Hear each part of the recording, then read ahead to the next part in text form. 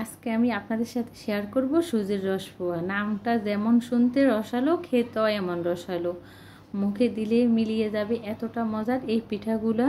তো ভিডিওটি না টেনে পুরোটা দেখার অনুরোধ রইল। আর আমি যে প্রসেসে তৈরি করব সুজির রসপোয়া, এই প্রসেসে তৈরি করলে ভীষণ ভালো হয় এই পিঠাগুলা খেতে। কারণ একটু বেশ কম হলো হচ্ছে পিঠাগুলার ভিতরে শক্ত শক্ত থেকে যায়, খেতে ভালো লাগে না। তো ভিডিওটি না টেনে পুরোটা দেখবেন। আসসালামু আলাইকুম, আশা করি আল্লাহর রহমতে সবাই ভালো আছেন। তো আমি চুলার মধ্যে পাতিলে বসিয়ে 1.5 লিটার দুধ বসিয়ে দিয়েছি। যেহেতু আগে আমাদেরকে শিরা তৈরি করে নিতে হবে, আমি দিয়ে দিয়েছি 2টি তেজপাতা আর হচ্ছে দারচিনি। দিয়ে দিব চিনি, মিষ্টিটা আপনারা আপনাদের স্বাদ অনুযায়ী দিতে পারবেন। দিয়ে দিব সামান্য একটু লবণ। এখন একটু নেড়ে চেড়ে আমি দুধগুলা মধ্যে বলক আসা পর্যন্ত অপেক্ষা করব। তো দুধগুলো হচ্ছে আমি অনেক সময় ধরে কষিয়ে নিয়েছি। দুধগুলো যদি বেশি ঘন হয় তাহলে বেশি খেতে ভালো লাগে। আপনারা চাইলে এখানে কনডেন্স মিল্ক দিতে পারেন, গুঁড়ো দিতে পারেন। তা আমি চুলা বন্ধ করে দুধগুলো রেখে দিয়েছি, ঢাকনা দিয়ে রেখে। এদিকে আমি বাটির মধ্যে 3টা ডিম নিয়েছি, ডিমগুলো ফেটিয়ে নেব। আপনারা চাইলে ডিম আরও বেশিও নিতে পারেন, কমও নিতে পারেন। আপনারা যতগুলো বানাবেন ওই পরিমাণে ডিম নেবেন।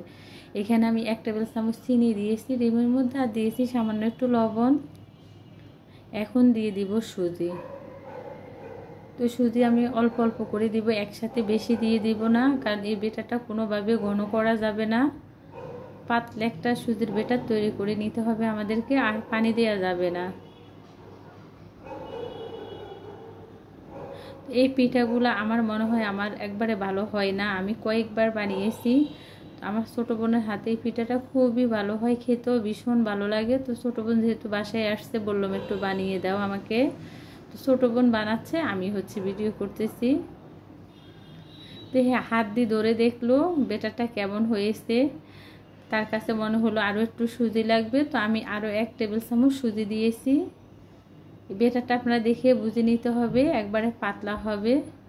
আমি চুলার মধ্যে আগে থেকে তেল গরম বসিয়ে রেখেছি, হালকা গরম তেলের মধ্যে দিয়ে পিঠাগুলো আমাদেরকে ভাজতে হবে, বেশি গরম তেলে দেওয়া যাবে না। তো এই পিঠাগুলো হচ্ছে আমরা চুলা মিডিয়াম আঁচে রেখে ভাজবো। বেশি আঁচে ভাজলে হচ্ছে পিঠাগুলো উপর থেকে পুড়ে যাবে, ভিতরে কাঁচা থেকে যাবে। দেখুন কি সুন্দরে ফুলে উঠছে নিজে থেকেই।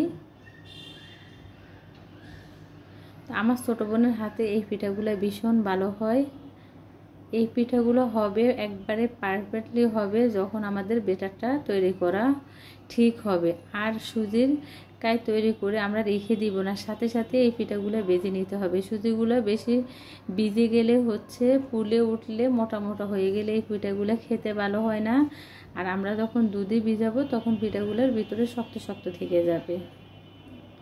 তা আমি পিঠাগুলোর হচ্ছে এই পিঠ ওই পিঠ করে বেজে নিব।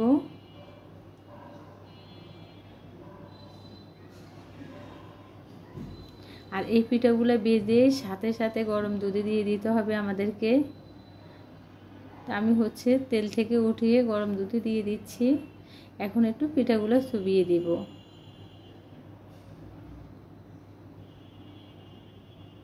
একবারে সহজ এই পিঠাগুলো তৈরি করা, শুধু একটু আমি যেভাবে তৈরি করি এইভাবে হচ্ছে আপনারা একটু খেয়াল করে দেখেন।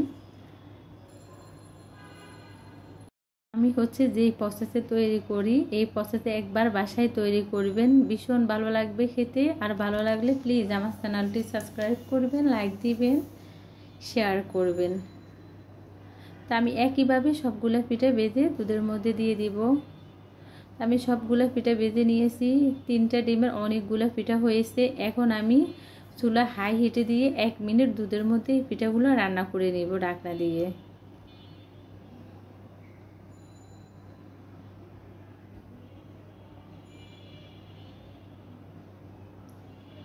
আমি হচ্ছে 1 মিনিট রান্না করে নিয়েছি। এই পিঠাগুলো ঠান্ডা ঠান্ডা খেতে ভীষণ ভালো লাগে। আমার বাসায় তো আমার বাচ্চারাও খুব পছন্দ করে এই পিঠাগুলো। তো এখন আমি চুলা বন্ধ করে 2 ঘন্টার জন্য রেখে দিব। ফিরে আসলাম 2 ঘন্টা পরে। দেখেন পিঠাগুলো ফুলে কত বড় হয়েছে আর এতটা সফট হয়েছে। এখন আমি উঠানোর সময় পিঠাগুলো ভেঙে যাচ্ছে। তো এর মধ্যে আমার এখান থেকে অনেকগুলো পিঠা খাওয়া হয়ে গেছে, আমার বাচ্চারা খেয়ে নিয়েছে। আমি একটা কেটে দেখিয়ে দিচ্ছি কতটা ভালো হয়েছে এই পিঠাগুলা। তো একবার বাসায় তৈরি করে খাবেন, আর ভালো লাগলে প্লিজ আমার চ্যানেলটি সাবস্ক্রাইব করবেন।